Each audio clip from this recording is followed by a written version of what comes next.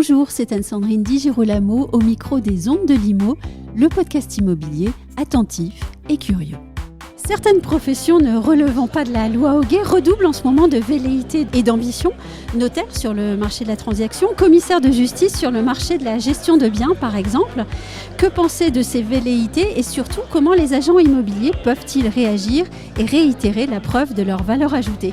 C'est tout de suite avec Charles Marinakis, président de Century 21. Charles Marinakis, bonjour. Bonjour Anne-Sandrine. Que pensez-vous du positionnement de plus en plus pressant de certaines professions ne relevant pas de la loi Hoguet sur les métiers historiques des agents immobiliers? Alors ici, je pense en particulier aux velléités redoublées du moment des commissaires de justice sur le métier de la gestion de biens. Il y a un proverbe qui dit que quand il n'y a pas d'avoine dans l'écurie, les chevaux ruent. Donc ça revient à ça, voilà. Et comme il n'y a pas assez d'avoine dans leur écurie, les chevaux ruent. Historiquement, si vous voulez, quand les gens n'arrivent pas à s'autosuffire professionnellement dans leur marché d'origine, oui, qui est leur spécialité, ils ont tendance à essayer d'en sortir et aller chercher du chiffre d'affaires dans la prairie du voisin. Mm-hmm. Sur le principe, vous savez, je leur dis welcome. De toute façon, tout le monde est le bienvenu dans ce métier. Mais je crois que beaucoup d'entre eux ou d'entre elles sous-estiment ce qui est vraiment le métier d'administrateur de biens, à quel point c'est un métier qui est exigeant, oui, qu'il l'est de plus en plus parce que les contraintes juridiques, les contraintes réglementaires, les contraintes professionnelles, les contraintes énergétiques s'empilent les unes au-dessus des autres. Et c'est un vrai métier à part entière. Donc s'ils sont capables d'avoir des équipes qui ne font que ça et pas seulement d'être auxiliaires de justice, pourquoi pas, ils sont les bienvenus. Vous savez, la concurrence, ça ne nous a jamais fait peur. Il y a 8 millions de logements à administrer en France. Le plus puissant d'entre nous doit en gérer 10%. Oui. Il y a de la place pour tout le monde. Mais bon courage quand même, hein, bon courage. Mais ces concurrences, et notamment celles des commissaires de justice, pointent leur nez quand même à un moment où les agents immobiliers sont en quelque sorte fragilisés sur un marché en évolution.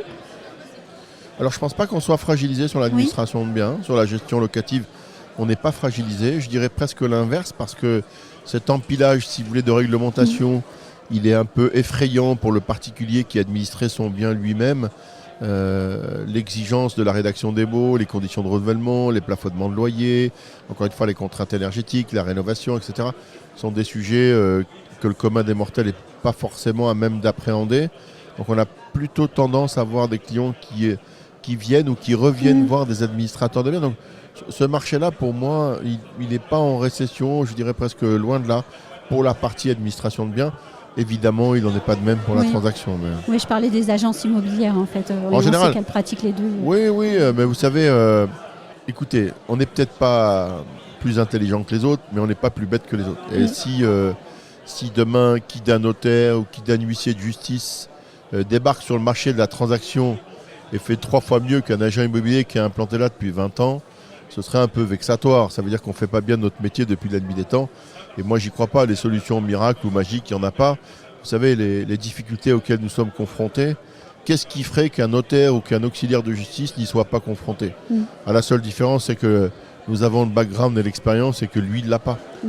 Mais est-ce que donner à une profession, donc notaire, commissaire de justice, qui jouit déjà d'un monopole pour exercer son métier d'origine, le droit d'aller empiéter sur d'autres métiers, est-ce que c'est installer une distorsion de concurrence un peu inique quand même ? Ça l'est, mais je crois que c'est la politique du gouvernement aujourd'hui qui consiste à exploser certaines branches, et notamment en considérant que d'ouvrir les marchés à l'extrême dans une concurrence, fût-elle inefficace, ça sert le consommateur. Et si ça sert le consommateur, ça sert la déflation. C'est un peu une espèce de logique.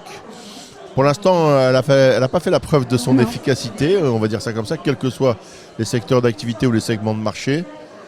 Moi, je pense que ça va générer une espèce de cacophonie. D'ailleurs, vous savez, on le voit bien dans les services de livraison, les Uber Eats, les Deliveroo, etc. Déjà, il y en a 50% qui ont déposé le bilan et qui ont disparu parce que c'est l'anarchie d'une concurrence avec des marchés qui, de toute façon, ne sont pas capables de digérer autant d'opérateurs. Mais justement, la cacophonie, c'est pas très bon, ça, pour le grand public, de laisser ainsi brouiller l'image de ceux qui pratiquent de façon historique les métiers de la transaction, de l'administration de biens. Ouais, moi je crois que ça va être une nouvelle opportunité exceptionnelle pour les vrais agents immobiliers de faire la différence et d'appuyer, si vous voulez, sur leur savoir-faire, leur technicité, leur préoccupation du service client.